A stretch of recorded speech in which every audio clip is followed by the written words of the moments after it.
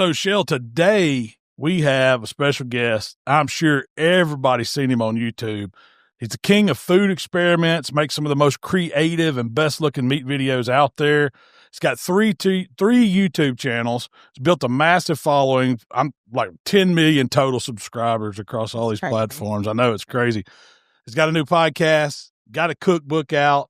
We're talking to the one and only Guga. Man, welcome to the show, and how's it been? Looking forward to this one.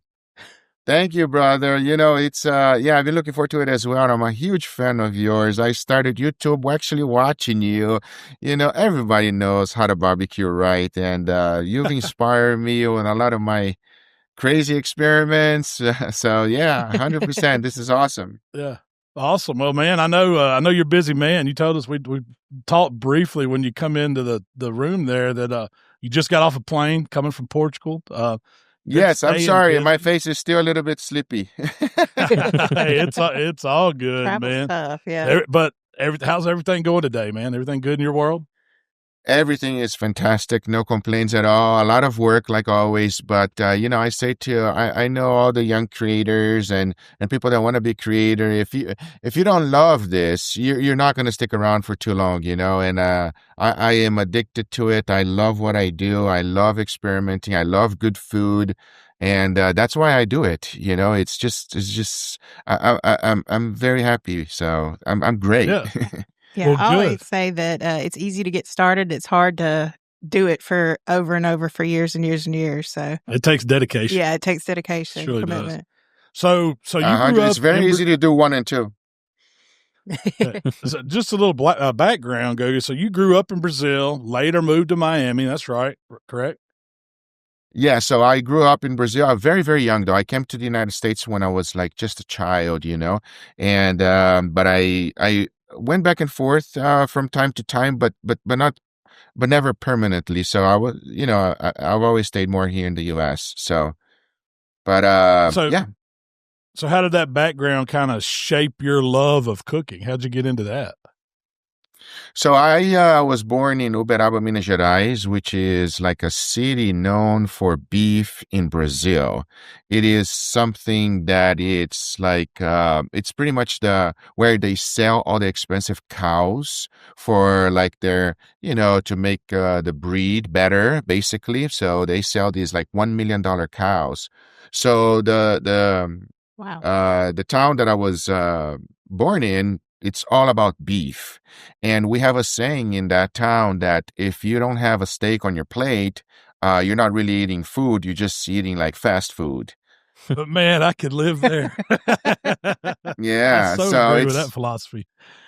It's not considered real food if you don't have a steak, rice and beans, obviously. But you got to have a piece of meat there. If not, you're just eating like junk food.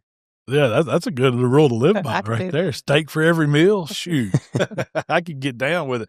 So how did you get into doing the YouTube videos? I mean, was that your real job, cooking, or what'd you have going on? No, not at all. So I was a martial art instructor for many years. I No taught way. martial arts. Yeah. So I started as that, and then I used to work in restaurant when I was doing martial arts business as well. And then after that, I got a big injury on my leg, and I will open a web development agency here in South Florida. And then I like to eat. I like to eat good food. I don't like to eat crappy food. So I used to take my crew all the time to a churrascaria, which is like the rodizio style steakhouses. And as you know, at that time it was like $100 a person. And when you take 5, 10, 20 guys over there, that thing gets pretty expensive pretty quick. And we used to go, like 3 times a week because we love meat so much. So you had to figure out a way to cook it yourself, right? Brother, I'm telling you, brother, this is expensive, bro. And I was like, okay, well, we're not living. We're just maintaining our habits of eating food with this money, So So I get it. they did not allow me to. It was a rental of the office, so they didn't allow any fire to be inside of the actual place for you to cook it. So you can't use like a burner. You can't do anything. You could use an induction, but anything like that.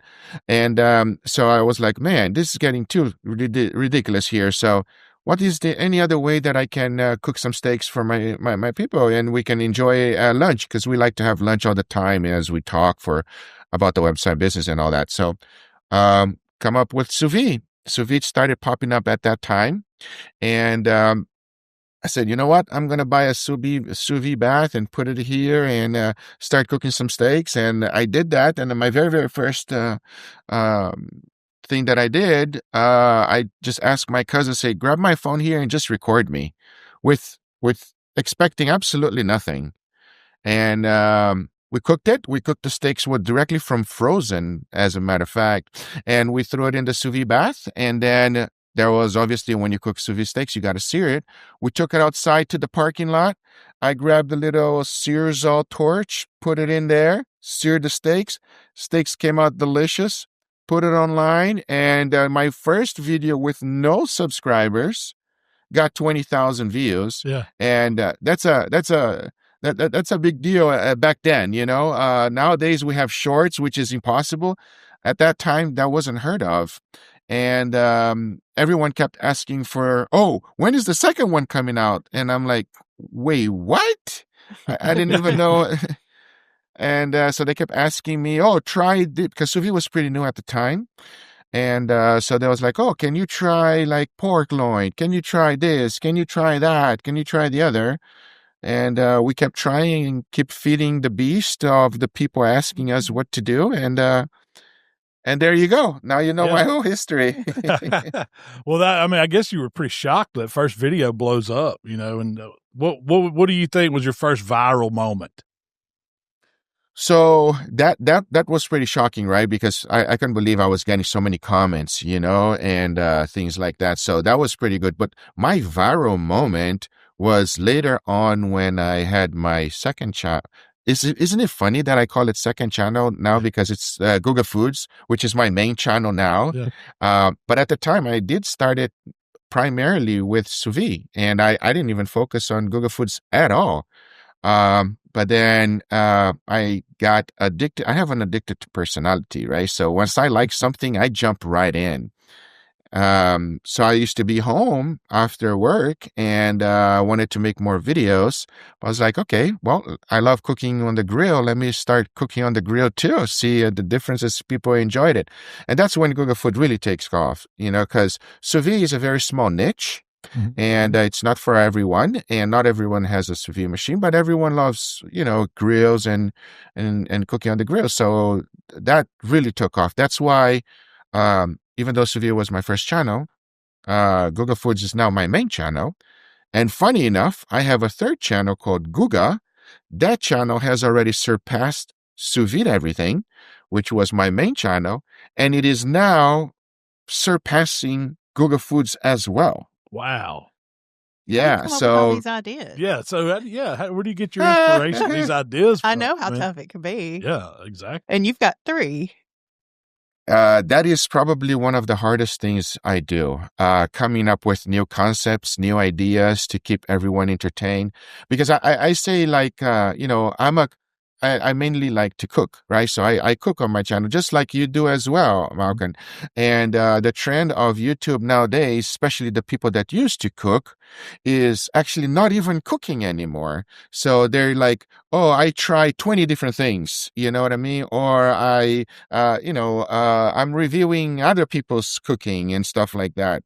So that's where the trend is going nowadays. But I just like to cook. So coming up with ideas. Oh, sorry, my gardener is going behind over. It's real, everybody. It's real. But coming up with the idea. Sorry. So coming up with the ideas is very difficult. So, but fortunately enough, I get I get a lot of feedback from my audience, and my audience is able to feed me with great ideas, great concepts, and a lot of them also just come from my trips. So, for example, I went to Portugal last time, not this time around, and they have a very important sauce over there. It's called piri piri. I don't know if you're familiar with it. Yeah, it's a delicious, spicy sauce. And I said, you know what? This is amazing. I've never heard of this before. So we came back and we dry aged the steak with it and we slather it. That's how ideas come along. A lot of my trips do very well. I love that inspiration. I mean, we do the same thing. I mean, you know, of course, when you're in this, you know, social media world, you're always watching social media. So I get inspiration from you, from other people, from other creators out there, from the comment section, and then from, you know, wherever you go. So I get it. I get that. And if you look for inspiration, it's not hard to find when it's something that you're passionate about. Exactly. So the travels, I'm not going to lie, has helped me tremendously because I didn't used to travel quite a bit.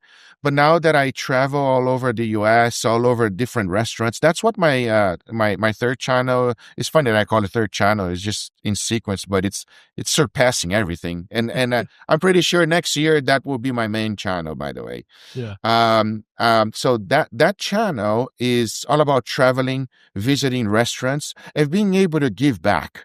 And when I say give back is the sense of like, I'm fortunate enough to be friends with a lot of chefs. They all watch my videos. They love the experiments and they actually take on, different experiments to put on their menus. And by the way, that's the biggest difference between us, Malcom, is that when we film something, we must come up with a menu every single time we film something, right?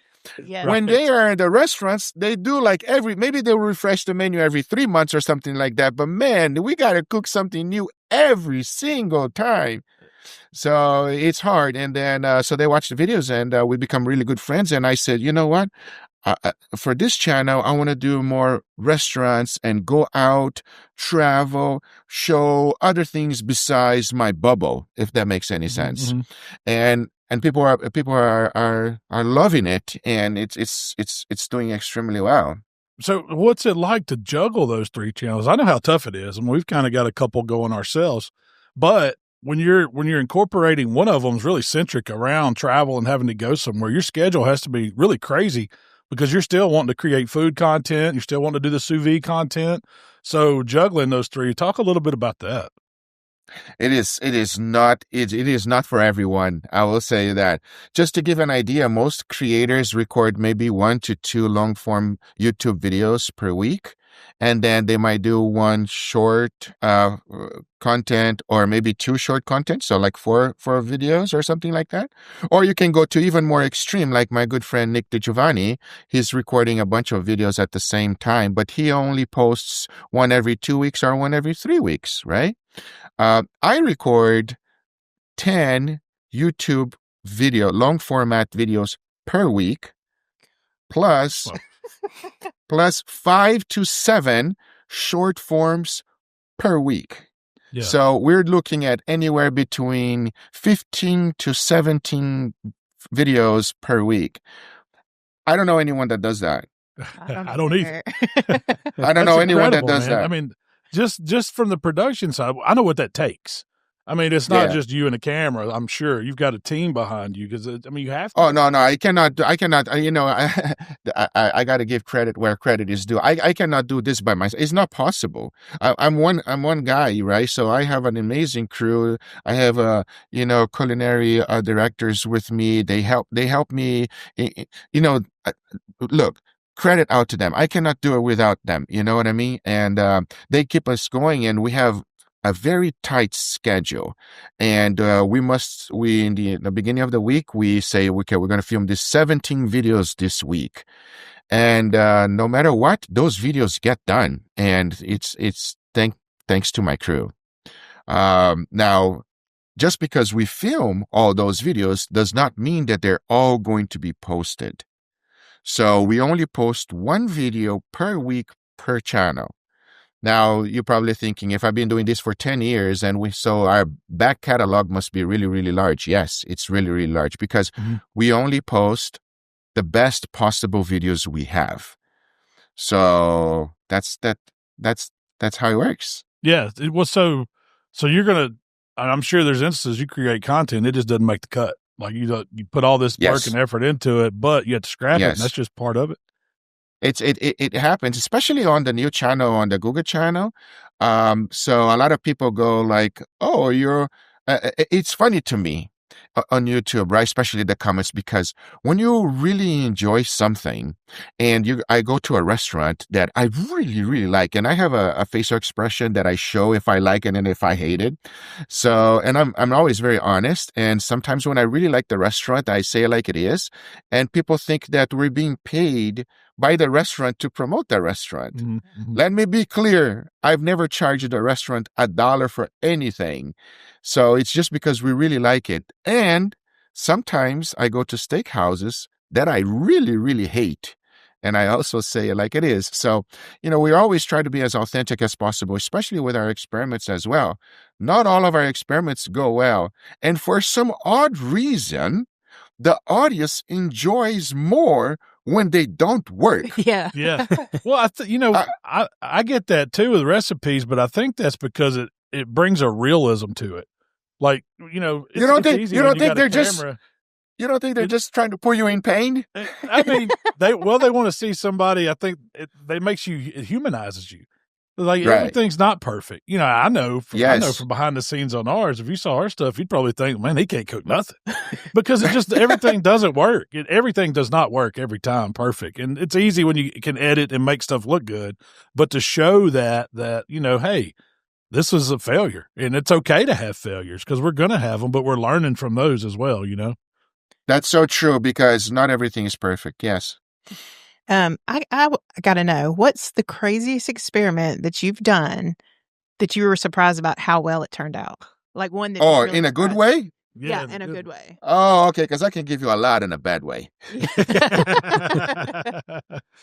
So one that really shocks me, and everyone asks me all the time the same exact questions. I go to the one that it's refresh on my memory the most because, when you're filming, man, almost 1,000 videos a month. A year, over 1,000 videos a year. It's hard to remember everything, I'll be honest.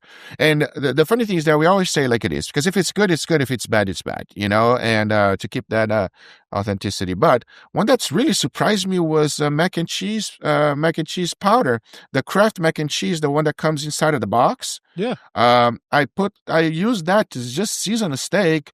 And at first I thought it was going to be a joke because my audience request is like, I was like, come on, you guys are trolling me. But I did it and it actually turned out good. That video went extremely viral. Every other creator I know did it as well. Even Gordon Ramsay. Even Gordon Ramsay says, and everybody said the same thing. It's actually good. All right, I got to try that. I know. Because that just blows me away that you could take the Kraft mac and cheese powder, put it on a steak, and you sous vide it? Did you sous vide it? I did. Really? That one was sous vide, and but after I did it, it was sous vide. So many other creators did it. They even put steaks on an air fryer with mac and cheese, and they say it turned out phenomenal. I didn't do that one, but it's incredible how we can find little things that we never thought of, and they actually work quite well. Yeah. Well, that's what's fun, and I could see you get behind that because it sparks your interest, everything, because it does get a little mundane when you've just got to turn out another video. Like if you just had to cook another ribeye steak, you're not going to get as excited about throwing some mac and cheese powder on one, seeing what happens, Exactly. So it also, that's what keeps me alive, I think, you know what I mean? Because being able to discover something I've never tried before and see how it tastes, it's very exciting for me. So what's the one thing that you absolutely do not want to cook? Yeah, do you have any of those after all these experiments?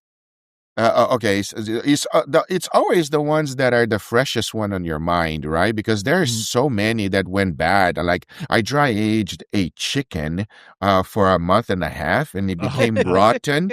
I don't even want to talk about that. Yeah, yeah, that was a while back. We didn't eat it in the video. We didn't eat it.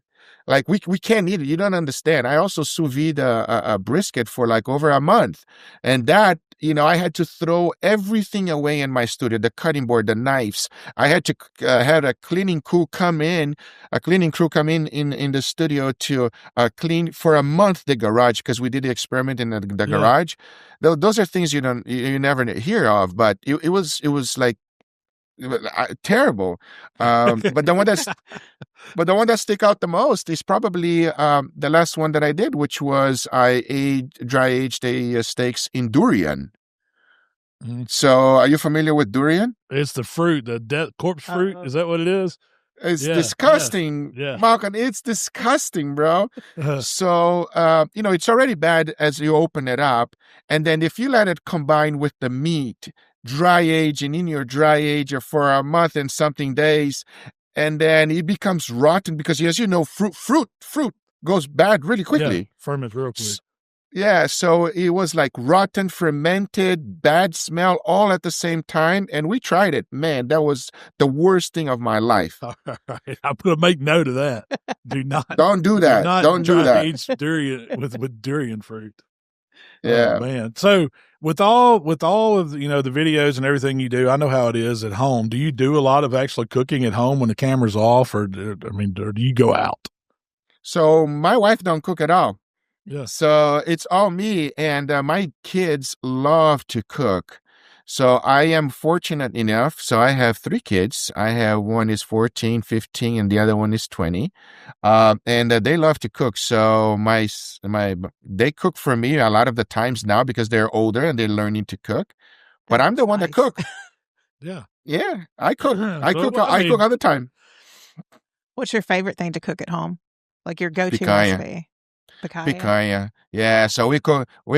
So if you ask me, like, what is my go-to, it's picanha, rice, beans, a little salad there. That's like, yes. You know what I mean? I can eat that all day, every day for the rest of my life. No problem at all. Do you trim the fat off your picanha? If you do that, I will no longer be friends with you. I was hoping you said that. Because to me, that, like, picanha cooked over an open fire, when that fat starts dripping and it's just a flavor that you cannot describe with words. And it's so good. It'll make your eyes roll back. I agree. What my family, it's funny enough, like, I've been doing this for such a long time. I've been on YouTube for 10 years now. And when we have a barbecue party in the house, that's all my family wants. They don't want anything else. Sometimes they want pork ribs. So they love pork ribs, but they just want picanha, rice and beans. That's all. And then every, like, family get together as well, like Christmas time. We don't cook a ham. We don't cook turkey. They want picanha. They want picanha every time. That's all they want. So are you cutting these picanhas up, or are you cooking them whole? So depends. And I used to be really, really purist that I used to just like, only steaks only, because for me, I think it's the best way to do it. But nowadays, I've grown more. I'm no longer, and I used to be like a purist as well. So like only salt on picanha, nothing else. Yeah. But my palate has grown, like sometimes I put barbecue rub, I smoke my picanha and I make steaks out of it and it comes out amazing. So I'm no longer like, stuck up like, oh, you can only do it this way and no other way. No, not at all. So it depends on what I'm in the mood for. Well, that's great, but that takes us to another question. It's like, so you've done all this cooking, all these videos. Do you think how do I say this, Shil? Do you know what I'm trying to ask? What have you learned over the years? Yeah. So how have you become better? Yeah, from all this cooking.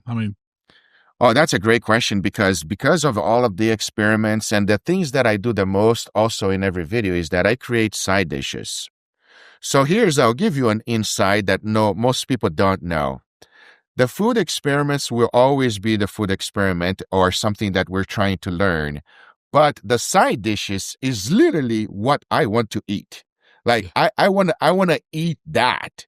And with so many videos, we've never repeated a side dish. And it got to a point that the side dish is no longer a side dish. It's now a main dish. So I will make like chicken biryani as a side dish. And, I don't know if you ever made chicken biryani. It's like, it's complicated to make. It's a lot of steps. That has helped me a lot with my culinary journey, because I can make every French sauce. I've learned how to create dishes from different countries.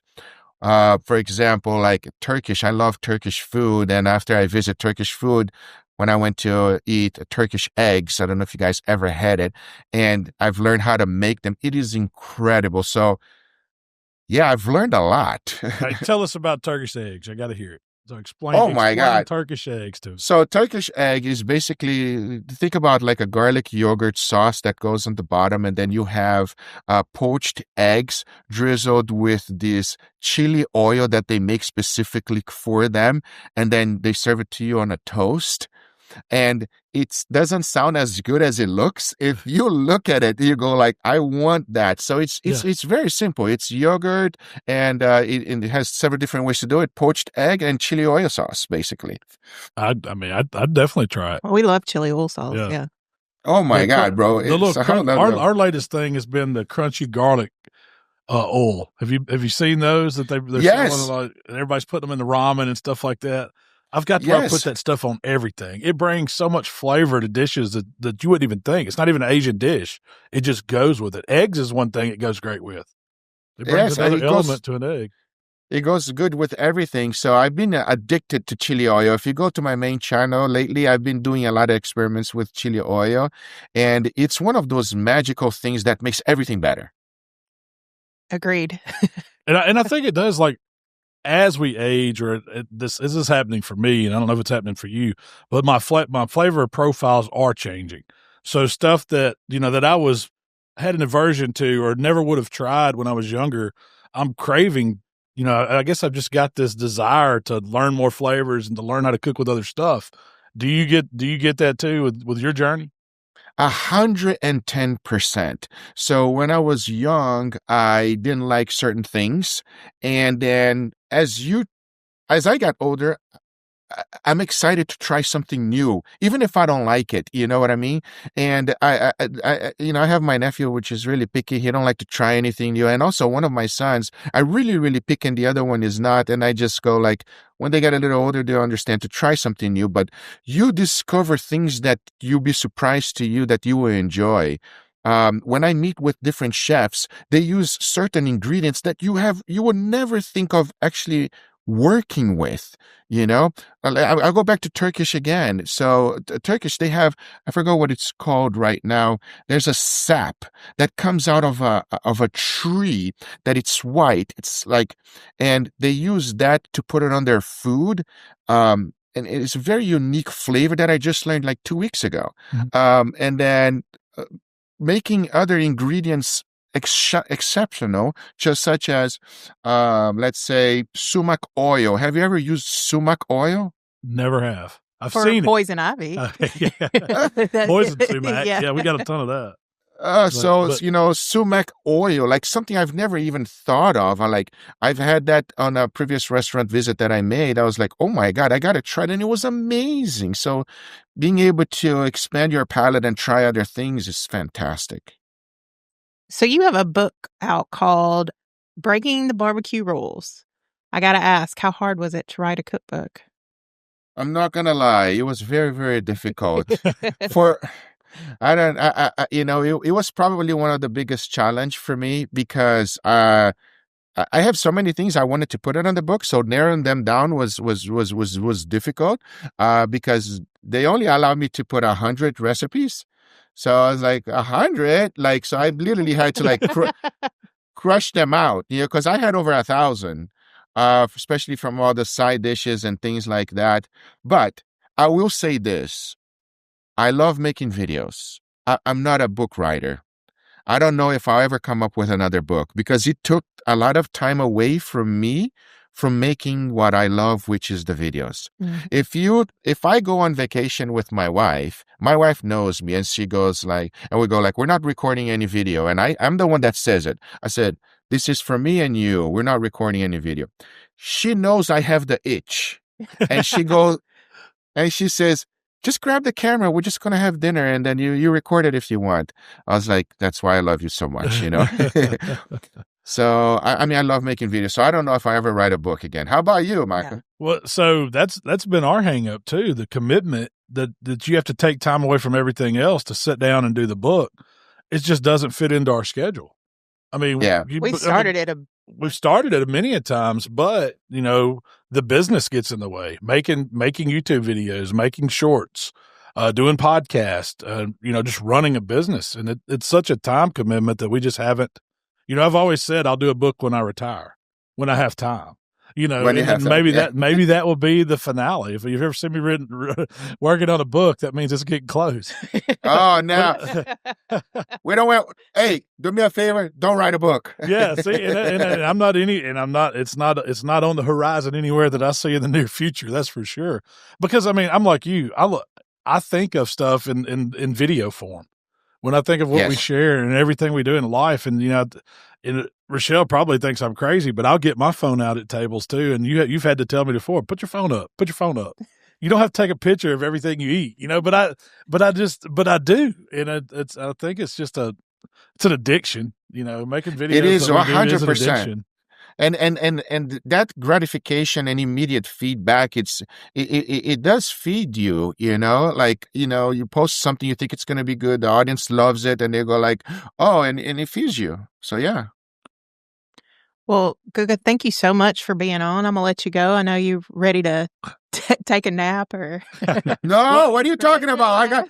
We're making a video right now. So, before we get out of here, where can folks find your book, and then tell them all 3 of your channels, and if anybody's interested, and the podcast. Yeah, give everybody a little bit about you, where they can find you and all that. So I'm mainly on YouTube, even though I am also on all other social media platforms as well. But my YouTube is my baby, and it's my life. It's what I love to do.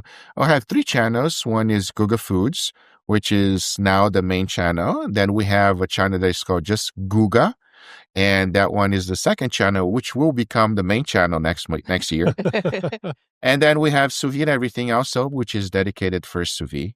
But that's it. That's where you find me. And obviously it's Facebook, TikTok, and everything else, but it's always GugaFoods. Okay. And I'm sure you can get the book on Amazon or. Oh, yeah. You can get the book on Amazon and the Barnes and Nobles. The books is everywhere. Well, good. Well, we're definitely excited about picking up a copy of it. And ordered it. I know we've been kind of playing tag here for a few years, and I would love for us to get together. I was going to say that next. Video, man. Yeah. So Malcom, that's what I want to see coming up. You need to come here, or I need to go over there, but this needs to happen this year. I think so. We're gonna work on it. I'm gonna get Tyler to work on our schedule to see when we can get. I'd love to. I've only been to Miami just flying through the airport. Oh no! But I want to come down and get the tour. Come on over. We have a lot of things. I'll give you the food tour. I'll take you to a few barbecue restaurants here or other restaurants for you to experience. Look, I'll be honest with you. I flew all over the world. I've been almost everywhere I can say. And Miami has amazing restaurants, amazing food, something that you should really experience. Not the ones that are all Michelin stars. I'm talking about the mom and pop shops that most people don't know about. Once you experience that, oh man, it's amazing. I'm excited. Yeah. Well, man. Hey, Malcom, book the flight tomorrow. Let's go. Book the flight tomorrow. Okay. I've got plenty of miles, so I'm coming to Miami. There you go. Brother, thank you so much for taking time out of your busy schedule to come on here with us. And we really appreciate it. Love everything you do. I mean, I know you've had so much success. We wish you success to continue. And we're definitely going to team up. We're going to do something, man. I think we're going to try to break YouTube with something. Let's do it. 100%. I'm down. Just to finish this off, I said it before, I'll say it again. I'm a huge fan of you, Malcom. I've been watching you before I started YouTube. You were one of the reasons why I started YouTube. And funny enough, before, I told my cousin to grab the thing, I was like, oh man, I wish I had a barbecue channel. It's always been my passion to make American barbecue channel, but it didn't work out that way, Hey, you never know. Guga barbecue may be coming. Hey, there you go. Hey, a combination with you then. Yeah, there you go. All right, man. Well, hey, look, have a good one. We appreciate you and nothing but the best. Thank you, brother. You're the best. We'll talk soon.